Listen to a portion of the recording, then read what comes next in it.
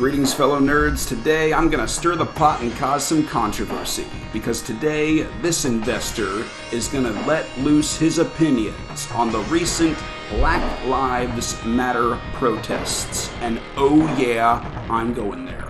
Now, I know the controversy surrounding the movement. I'm well aware that by even making this video, I'm going to offend someone.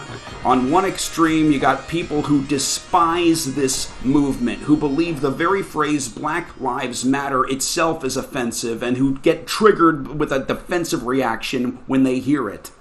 On the other extreme are these virtue signalers, mostly white, who are honestly, I think, just looking to be offended by something. They're impossible to satisfy.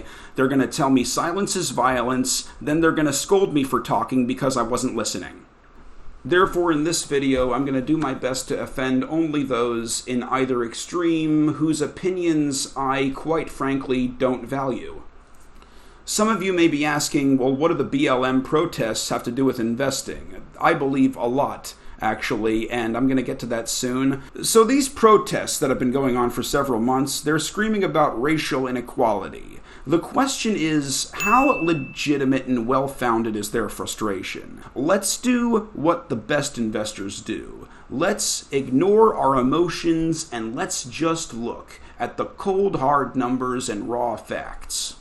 According to the U.S. Census Bureau, pure 100% black African Americans make up 13.4% of the total U.S. population. Now, I know many black Americans also include Hispanics and mixed race, but for simplicity's sake, let's just assume it's an even 13.4% of the U.S. population that's black. And soon you're going to see that this lower, more conservative number is about to hit my point home even harder. If 13.4% of the population is black, and if everything is equal, that should mean about 13.4% of the land, money, and businesses and overall assets in the U.S. would belong to black people.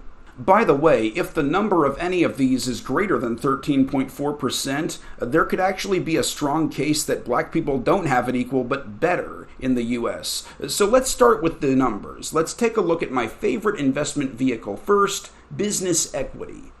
According to Investopedia, there are about 2 million black-owned businesses in the US. This doesn't look too shabby until you realize that there's an estimated 32.5 million businesses in the US total. How close is that to 13.4%? Remember, the closer it is to 13.4, the less legitimacy the Black Lives Matter protesters can proclaim.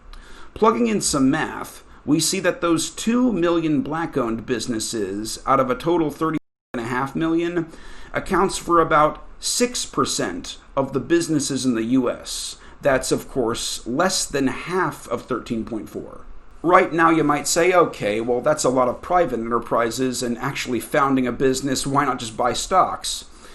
Curiously, black Americans are even less likely to own stock. ABC News reports that black people are 35% less likely to own stock than their white counterparts. What about land? How much land in the U.S. is owned by black people? Is it 13.4?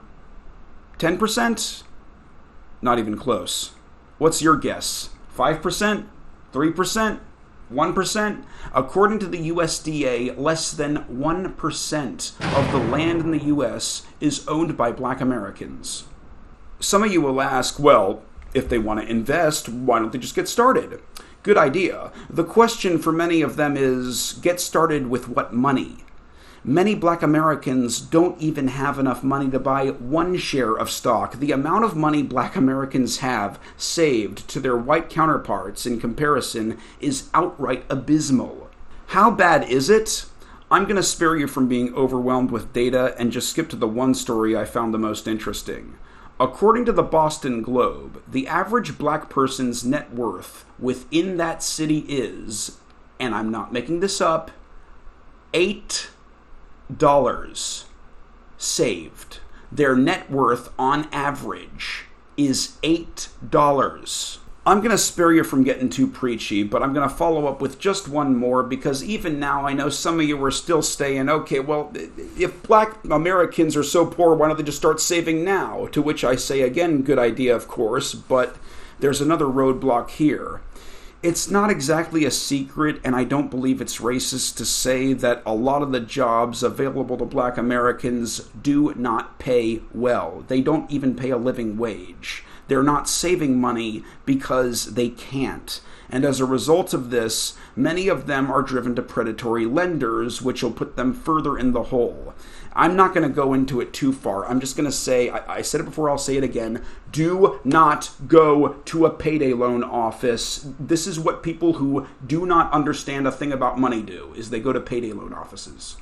I could go on and on about the facts and figures showing the same pattern again and again, decade after decade.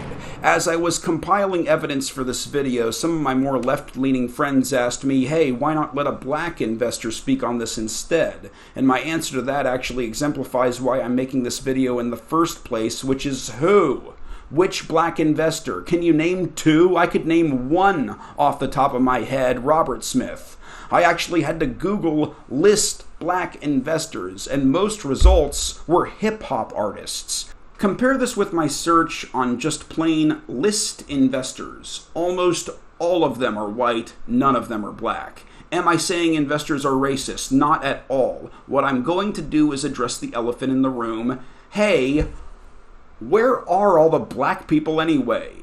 If there's no system throttling their wealth, if there's no system keeping them down, and if everybody wants to be rich, why aren't they? If 13.4% of the US population is black, why isn't 13.4% of the rich population also black? If the number is so far from 13.4%, isn't that, by definition, racial inequality? Some of you might ask, are you really saying that a lot of this boils down to money and economics? To which I counter, are you saying that none of it does? Are you saying that there's no systemized racism in America holding black Americans back at all? None of that is true. You think that? That the only thing holding black people back is that they're just not pulling themselves up by the bootstraps hard enough. You think it's just a coincidence. Almost all billionaires in the US are white, and they just happen to get there because they worked so hard. And if only black people just work harder, they can become billionaires too. Really? Really? You think that? If you think that, you are willingly blinding yourself and plugging your ears for comfort's sake. I'm not pointing fingers at any person. I'm just saying, come on, call a fish a fish. Yes, there is a problem in America. And no, admitting that doesn't make you un-American. Yes, it exists. The number of wealthy black Americans is nowhere near equal. Assuming equal is 13.4%, which, bear in mind, it should actually be higher than that if you're going to include mixed race and black Hispanics. So anyway, that's my opinion of it. Much of this is due to economics. I know that there's the whole police brutality thing as well, but that's another issue. As far as I know, much of this is economic. Much of this is due to black Americans being unable to properly accumulate wealth because the poor frequently get victimized.